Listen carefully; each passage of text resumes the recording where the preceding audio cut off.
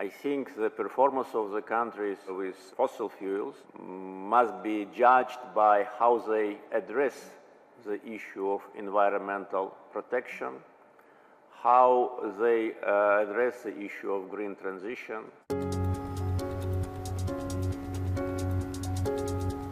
Azerbaijan, a land where Eastern Europe meets Western Asia. It's home to over 10 million people, with half of them being based in bustling Baku, set on the Caspian Sea. The country is rich in oil and natural gas resources and has hosted the 10th Southern Gas Corridor and 2nd Green Energy Advisory Council ministerial meetings. High on the agenda was discussion about the expansion of the corridor, a crucial route of gas supply diversification for the EU and its neighbouring countries.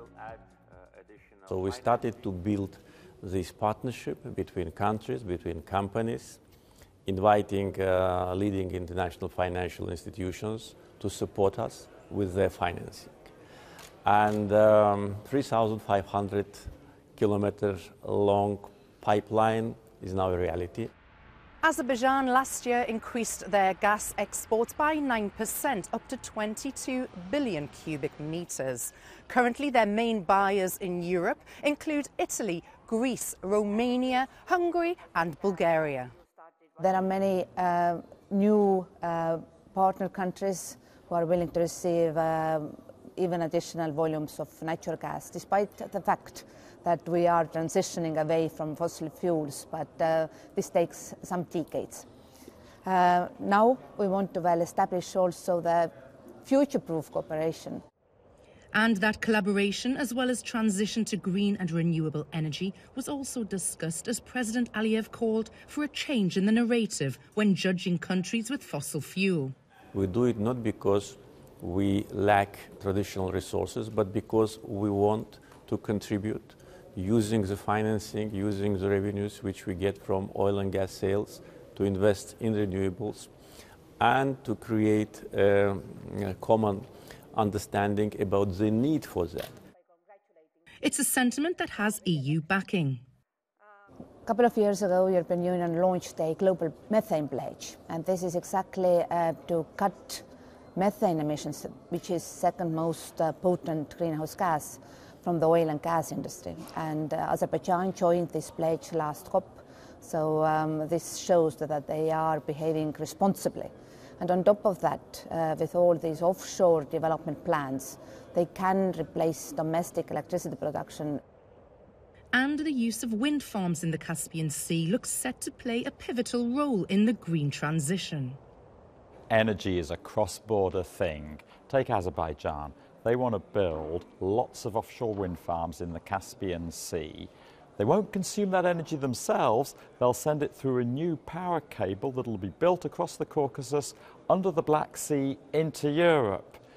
This is international cooperation. You can only do things like this when the governments come together and they come together with the industry who's going to build it. SOCAR, the state oil company of the Republic of Azerbaijan, is already implementing strategies to accelerate lower carbon solutions and decarbonisation technologies.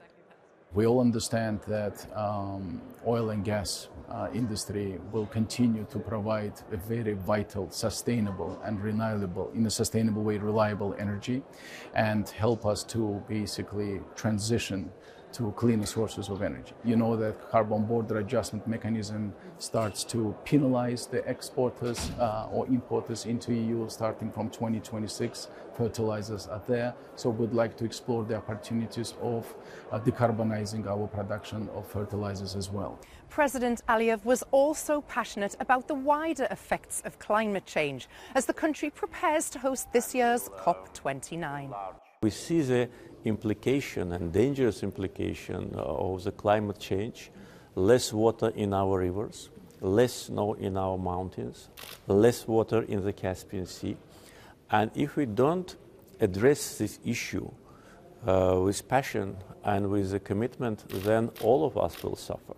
So renewable projects agenda of Azerbaijan is very ambitious.